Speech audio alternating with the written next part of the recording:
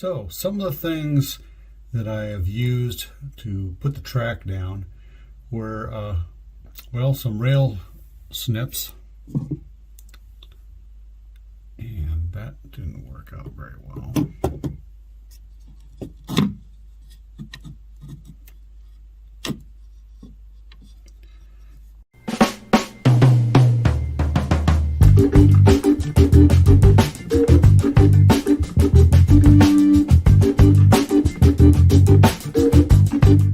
Okay, I am using SCARM to redesign a section of my layout in the house. This whole area right here, this outlined in red there, needs to be replaced, along with a section that's up here as well. It kind of uses foam, and it was kind of sagging, and just I was having issues with some derailments and so forth. So I'm going to make this better using wood and just kind of upgrade it and make it consistent with the rest of the layout. Okay, this is a 2 foot by 4 foot 3/4 inch plywood. It's got a nice sanded side to it. As you can tell, if you're buying wood these days, it's kind of expensive. For this little corner is about $24, and that's a lot of money for plywood these days. But anyway, I have all the sections that I want that has track on it. I have it lined up. I have the pieces taped together. I have some tape on the boards as well. So now I'm getting ready to trace my lines of where I'm going to cut the wood. What I had up there before was this, and that's that corner piece, and that fit right up in there, and it sat on the edge of the door frame right up there, right on the lip there, and then the other end obviously was over here, and then it's got to come over here to meet up with that other piece right there. So I'm going to trim the edge here, right where I'm going to cut the board, and you can use a scissors, or in this case I'm just using a, then I'm just going to trace the outside with a Sharpie. Okay, there are a number of ways of transferring your track to the board. One way is using this fabric wheel. It's got little spurs on it. It's used for marking fabric with. What I'm going to do is roll that right on the track, on that area where my line is going to be, and I'll put holes into the wood through the paper. That's one way. Another way is to use carbon paper. And if you use carbon paper, you just put it underneath this, and then you just trace right over the top of your track. Now I put regular rails down on this one, but you can print it off with a center line, and then you just follow your center line and make your line. Thinking.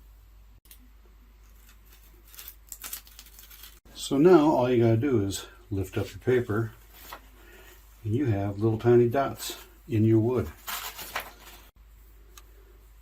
Start playing dot to dot like you did in kindergarten.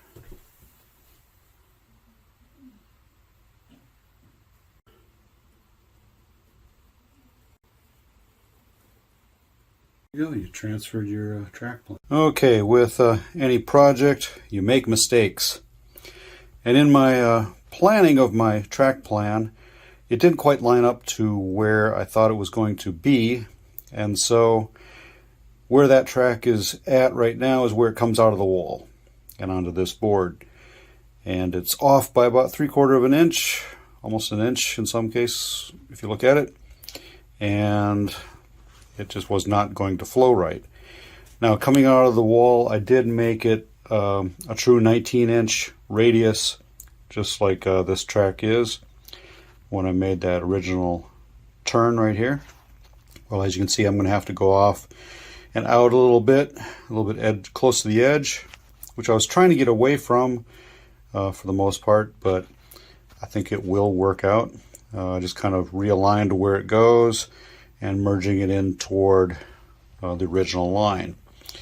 That may get a little bit adjusted as I put track down and actually get how it kind of looks and flows. Okay, I cut a brace and screwed it into the wall underneath this section, and it is 19 inches wide right up there by 4 feet long, and it goes into this area here where it's braced up by some 2-inch styrofoam while I make a proper brace that goes underneath there. But in the meantime, I can measure the gap here and cut my next section of board to fit in. Okay, I got my boards up. They're in place where I'm going to put them. They're actually kind of screwed down in place on one end. The other end is just kind of free floating. It's not going to move. It's pretty sturdy and pinched in there by the other portion of the layout. All I got to do now is put down some foam roadbed and the Atlas Code 80 track. Just reusing the same track and roadbed from the foam section that was up there, and it's going to just work out pretty good, I think. Time to start laying some track.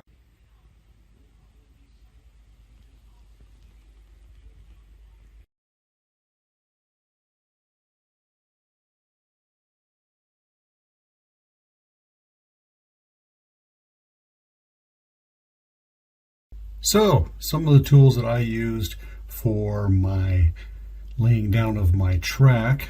One was this rail snipper right here, a nice flush cut rail nipper.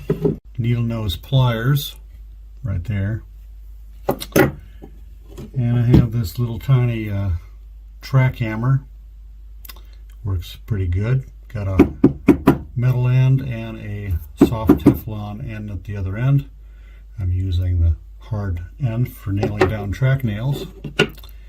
And I also have this straight kind of tool here that has some grooves in the side there to lay down right on the track, so it keeps it nice and straight in those areas that I need straight track. Why did I use needle nose pliers? Well, sometimes you got to pull the nails out, and also use the needle nose pliers to lay down on top of the nail itself in between the track, and then I would hit right on here, kind of lifting up a little bit and just tapping in and using it as sort of a punch. I probably could have used a real nail punch if I wanted to, but sometimes you gotta do what you gotta do to make it work. And of course I used a flashlight as well, because this is pretty dark up here, as you can kind of tell. But I've got the track down, as you can see, and I got all the way down to that end over there, and I have a shim right here because this board is slightly downhill a little bit. As the pieces meet, I had to screw the two together to keep it kind of mostly level and not moving around a lot, but I kind of shimmed this up to kind of raise that portion of the track up. But I do have a train on here, and it's a Scale Trains Tier 4. Yeah, a couple of them there, pulling some Scale Trains auto racks. I got feeders in here as well. So I got feeders as soldered to the rail joiners, and I got one on each section. Okay, so this is all tested and all the tracks down and powered, and it's working great, and so I'm ready for the next phase, which is going to be scenery. Now imagine basically a rock face of a mountain, and they chisel out a portion of the face and put a train track on it. And that's basically what this is going to represent. I'm going to put a rock face on this side here, and there's going to be a rock face coming down here off the side. Because down below this, in reality, there is a lake. So a lake view, you're looking up at the train going across the mountain and going all the way down here. I'll probably stop the rock face down about here and transition it into something off to this side over here. And it won't be as tall as this is right here. It'll be just enough to get it up and over the track as I work on it. So if this is your first time visiting DaBob's N-Scale Man Cave, consider subscribing down below and ring that bell to get notified of future videos. Also, give me a thumbs up if you like it and leave a comment down below. Tell me what you did like. Ask a question. Something. Anyway, as always, Man Cavians, happy model railroading. Stay off those tracks. Bye.